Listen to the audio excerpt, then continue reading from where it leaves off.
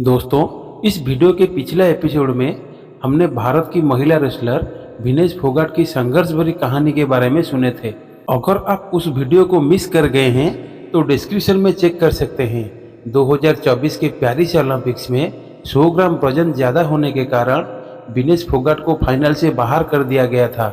इसी कारण विनेश के साथ भारत की करोड़ों लोगों का दिल टूट गया। दोस्तों, फिर भी ये दिल है हिंदुस्तानी। विनेश भारत लौटने के बाद लोगों ने उन्हें ग्रैंड वेलकम किया, लेकिन ओलंपिक्स में हुई घटना को विनेश भूल नहीं पा रही थी। शायद भारत को गोल्ड मेडल मिलने पर किसी की नज़र लग गई थी। फिर विनेश ने अपनी सोशल मीडिया हैंडल पर रेसलिंग को हमेशा के लिए अलविदा कह दिया।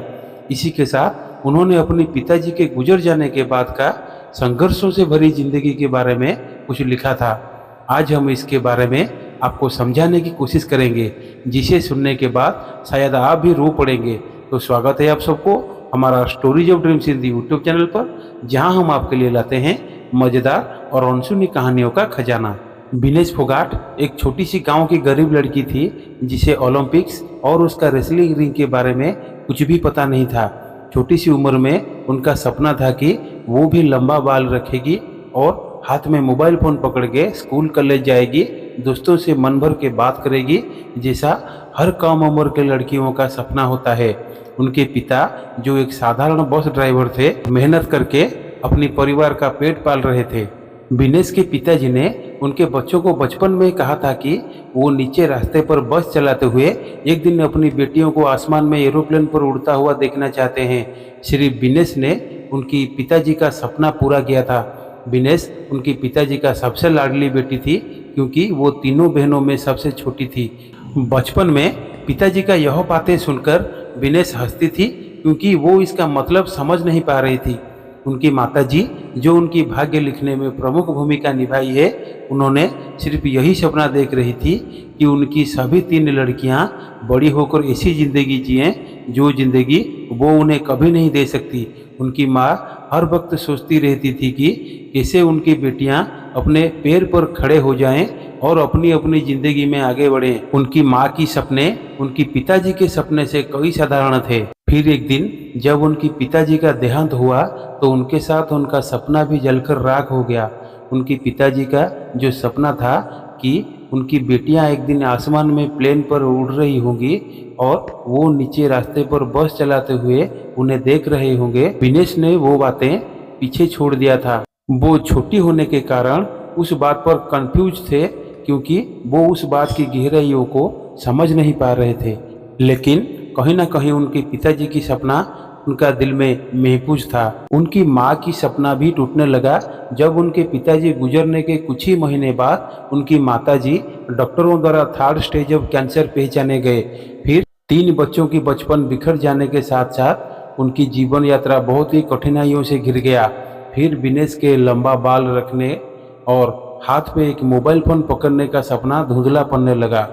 उन्हें जीवन की सच्चाई का पता लग गया था और वो सिर्फ जीने के लिए जीवन के मैदान में उतर गई। लेकिन उनको जीवन बहुत कुछ सिखा गई और उन्हें याद आया कि बचपन में उनकी माँ बोलती थी, चाहे सारी दुनिया आपके खिलाफ हो जाए, लेकिन आपको हार नहीं माननी चाहिए। वही बात हमेशा उनके दिल में बसी रही और इसी के वजह से वो आज उस मुकाम पर खड़े थे।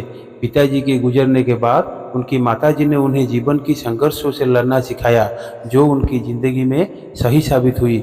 जब वो उनकी माँ के बारे में सोचती थी, उन्हें एक अजीब सी शक्ति मिलती थी और वही शक्ति के साथ वो रेसलिंग रिंग में हर फाइट लड़ते थे और कभी भी उसका नतीजा के बारे में सोचते नहीं थे। बचपन में एक कठिन परिस्थिति से गुजरने के बावजूद तीनों बहनों ने कभी भी भगवान के ऊपर से भरोसा नहीं उठाया। जैसे कि उनकी माँ बोलती थी, भगवान कभी भी अच्छे लोगों के साथ कुछ बुरा नहीं होने देंगे। इस बात पर मुझे पूरी तरह से यकीन हो गया जब मैं अपनी पति सोमवीर के साथ अपनी जीवन यात्रा शुरू किया। सोमवीर ने मेरी ज़िंदगी में वो हर रिश्तेदारी निभाया जिसे मुझे शायद कोई नहीं दे पाता। वो मेरे लिए मेरे पति के साथ मेरे सोलमेट, मेरे कंपेनियन और मेरा बेस्ट फ्रेंड भी थे। वो मेरे लिए अपना सब कुछ सैक्रिफाइस करके मुझे ज़िंदगी के हर मोड़ पर अपना कंधा दिया और मैं आज जो कुछ भी हूँ सिर्फ उनके वजह से बन पाई हूँ। उनके बिना मैं अपनी ज़िंदगी को इमेजिन नहीं कर सकती। उन्होंने मुझे हर समय सहायता की और मेरी सुरक्षा की। आज अगर मैं कोई फाइट जीतती हूँ तो सिर्फ इनके लिए वो पॉसिबल बन पाया है। मैं यह भी जानती हूँ कि वो हर पल मेरे आगे, मेरे पीछे और मेरे साथ खड़े रह के मुझे सुरक्षा देते रहेंगे। मेरे जीवन यात्रा में मैंने बहुत सी अच्छे और बुरे लोगों से मिला हूँ। पिछले 1.5-2 सालों में मेरा रेसलिंग मैट पर बहुत कुछ घटित हुआ है। कभी कभी मुझे यह एहसास भी हुआ था कि अभी मेरा ज़िंदगी में आगे बढ़ पाना संभव ही नहीं है। लेकिन मेरे भारत देश के करोड़ों लोगों के दिल से दुआ और मेरे ऊपर भरोसा के लिए मैंने कभी हार नहीं मानी। वही लोग और उनके भरोसा के लिए मैंने बीते हुए 2 सालों में कभी पीछे मुड़ के नहीं देखा। सबसे ज़्यादा मेरी हर मैच में मेरे साथ खड़े होने वाले मेरा सपोर्ट स्टाफ का मैं हमेशा शुक्रगुजार रहूँगी। दोस्तों, यह थी विनेश की सोशल मीडिया हैंडल पर संघर्षों से भरी कहानी, जिसे सुनने के बाद हमारे देश के करोड़ों लोगों को प्रेरणा का साथ एक अद्भुत ऊर्जा मिलती है, जिसकी बदौलत आज करोड़ों लड़कियां और महिलाएं अपनी ज़िंदगी में कभी हार नहीं मानने के लिए तैयार खड़ी हैं।